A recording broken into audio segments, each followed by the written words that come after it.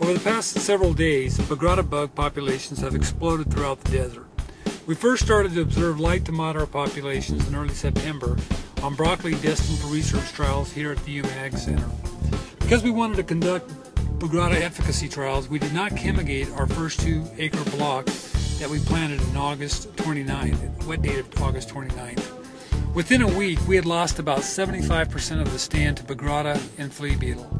Since then, we've planted several more blocks of broccoli with the same intention for research trials. But just this week, the numbers increased significantly almost overnight, and we've had to treat our broccoli just to maintain our stands so that we can conduct future Bagrada research. Based on my observations and the research trials we have in the field to date, the populations we're seeing here at the Yuma Ag Center are much higher than what we saw last year, and at this time, more extreme than what we saw in 2010. I've had numerous reports this week of heavy populations occurring from Texas Hill, Tacna, Roll, Welton, Dome Valley, Gila Valley, all the way into the Yuma Valley. Just about everywhere we grow produce, we've got Bagrada bugs, and I'm told it's just as bad in Imperial Valley. And it's early in the fall season. So why are Bagrada so abundant this year? I can't really say, I don't really know, but my observations have been that they do real well under these warm conditions. A little bit drier than it's been the last several weeks, but we still have a little bit of humidity, but it's a little bit hot, a little bit drier, but definitely hot growing conditions. A couple of things to remember as we go on for the next few weeks with these higher temperatures.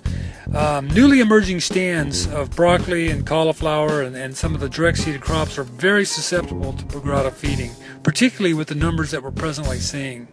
In the past 2 days, I've observed wilted and dead seedlings killed by Bagrada in broccoli stands that are only 2 days post-emergence.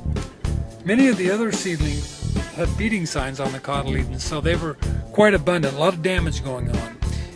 So if possible, consider applying pyrethroids on these new stands with aerial applications rather than by chemigation. I think you'll get a better knockdown, and your residual should be good, but it will depend on your sprinkler schedule. A sprinkler set right after an application or the next morning could wash off any residue.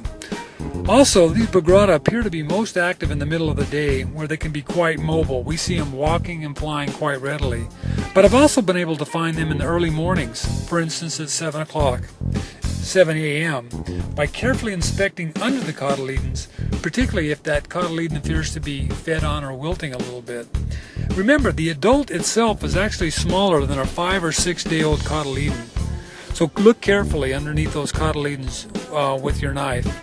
Also, wet soil and active sprinklers do not appear to deter the bug from infesting fields. I often find bugs in the field immediately following a sprinkler set or on cauliflower transplants that are actively being sprinkled. Also, as I've reported before, insecticides with contact activity appear to provide the most reliable control, that is, pyrethroids, methomyl, chlorpyrifos. At the moment, we're conducting a number of efficacy trials, some old materials, some new materials. So if you want an update on what appears to be working, just give me a call sometime. Remember, when in doubt, scout